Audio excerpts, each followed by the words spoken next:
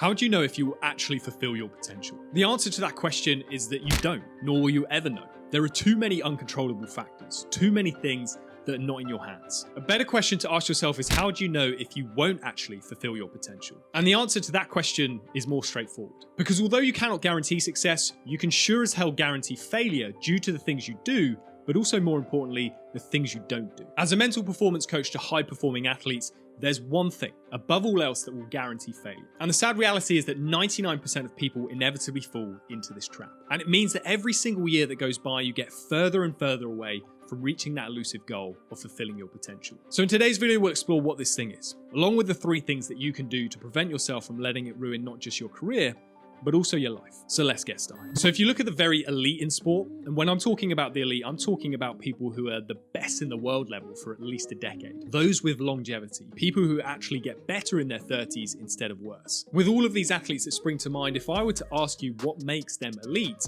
a lot of people would say things like they consistently win. But if we scratch beneath the surface, that's not necessarily true. LeBron James throughout his career got to 10 NBA finals, but only won 4 championships. And despite winning 24 Grand Slams, Novak Djokovic has also lost in 10 Grand Slam finals. And despite over 20 seasons of dominance in football, Cristiano Ronaldo has only won 7 league titles. The truth is, serial winners don't win as much as you think. So consistently winning is not the reason behind the very elite reaching the dominant levels of performance that they do. Instead, it's actually about consistently showing up. These legendary athletes we all admire avoid the #1 killer of athletic careers, and that is letting your standards drop. And what I see pretty much every day with athletes who email me, some I even work with, and just watching pros on TV, is that it's so easy to let your standards drop. Losing, not getting game time, or injury are pretty much an inevitability at some point in an athlete's career. And when experiencing those things, honestly, it's so easy to let your standards drop. When you lose, you feel as though months or sometimes even years of training and preparation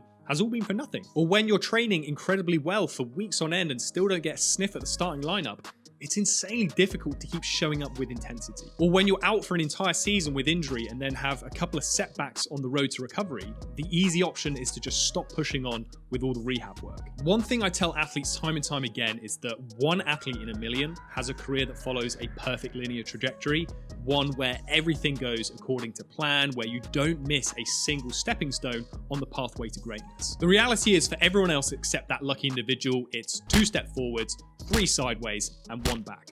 Repeat. This is actually lesson 12 of 50 in my free guide, Winning Thoughts, so check that out using the link in the description for loads more insights that will help you become a peak performer. But the point here is that the life of anyone, not just athletes, is a constant battle of maintaining your standards. And you see it everywhere. How many top pros after one amazing season then go missing after they get an improved contract offer off the back of it? Or how many players sadly never come back from a serious injury? Or how many just stop fighting for their place and just become accustomed to becoming a bench player? You see, letting your standards drop can happen anytime. And that goes for whether things are going really well or if they're going terribly. If things are going well, it's very easy to get complacent, or if they're going badly, it's very easy to just give up or stop trying as hard. But the very elite, as seen, despite their fair share of injuries, brutally crushing losses, and even remarkable victories, just keep getting back on the horse. So what actually separates them from everyone else? How do they protect themselves from their standards dropping? Well, there's 3 simple, no-frills things that you can start implementing from today. And although they're simple, that doesn't necessarily mean they're easy to always apply. So the first thing you must do to avoid letting your standards drop is get 100% crystal clear on what those standards are. And in particular, you need identity-based standards. So rather than solely focusing on outcome-based goals such as winning a competition, breaking into the starting team, or setting a return date from injury, what you need to do is align your everyday efforts to the standards that emphasize the type of person or athlete that you strive to be and represent. To help you come up with these, you should look to complete the following statement. If I am to operate at an elite level, then I always need to. And here you want to come up with 3 different standards that at first are just behaviors. So for example, it may be, if I'm to operate at an elite level, then I always need to feel like training is something I get to do rather than something I have to do. And another can be, if I'm to operate at an elite level, then I always need to actively dial up my motivation the day after a big setback, such as being benched for a game. And then the final one could be, if I'm to operate at an elite level, then I always need to end the day feeling as though I've made some form of progress, no matter how small. So the point here is they can literally be anything, but they have to truly resonate with you. Otherwise, you just won't embody them. Then after writing these, you want to think about each of these behaviors and then ask yourself, what trait or characteristic do I need to embody to always carry out this behavior? So for the first one we mentioned, this may be grateful. The second may be emotionally intelligent, and the last may be adaptable. Again, the same behavior can be interpreted in different ways, so different traits or characteristics may be appropriate for the same behavior. And please don't just copy these ones, actually do this yourself, otherwise it won't work for you and your standards will drop. So from this exercise, you will then have 3 key identity standards. In this case, grateful, emotionally intelligent, and adaptable. And to start consistently embodying them, you just need to ask yourself at the start of each day, irrespective of what today has in store for me, how will I intentionally live up to my identity standards? And on many days, it may be the initial behaviors that you wrote out in the first step, but these standards also need to be applied in various other different situations, thinking about all the good and bad that comes with trying to pursue your biggest goals. So after you've got your identity standards locked in, step 2 is to be held accountable. I've said this many other times in many other videos, but it's so much easier to let yourself down than it is someone else. If you agree to meet a friend at the gym at 6 a.m, you best believe you'll be there because you don't want to be a shit friend. If you're planning on going alone, it's very easy to just hit the snooze button. So find an accountability partner who will keep you to the standards that you've set for yourself. You need to share these standards with them and form an agreement with them on how they can actually help you stick to them. And this accountability partner could be a friend, a teammate, a family member, or actually the best thing, and I'm obviously biased here, is to work one-on-one with a mental performance coach. Irrespective of who it is, what an accountability partner allows for is identity reinforcement. Through regular communication with this person, you will be constantly reminded of the values, the beliefs, and aspirations that define your identity. In those moments that you discuss your progress and setbacks, they can chip in to call you out and say, it doesn't sound like you were too grateful or too emotionally intelligent this week. And their job is not to judge you, it's to actually just notice when you're starting to let those standards drop. Because one really damaging thing about standards dropping is that a lot of the time, you yourself don't notice them slipping. Because it's often a very gradual process. Things like still turning up for a training session but arriving a few minutes late, or finishing the last set of exercises early, or staying up 30 minutes later to finish an episode of something instead of sticking to your bedtime, or doing your recovery routine 6 days a week instead of the usual 7. So by regularly communicating with an accountability partner, you have to report your progress, and because of this you should feel some guilt, some shame, maybe even some embarrassment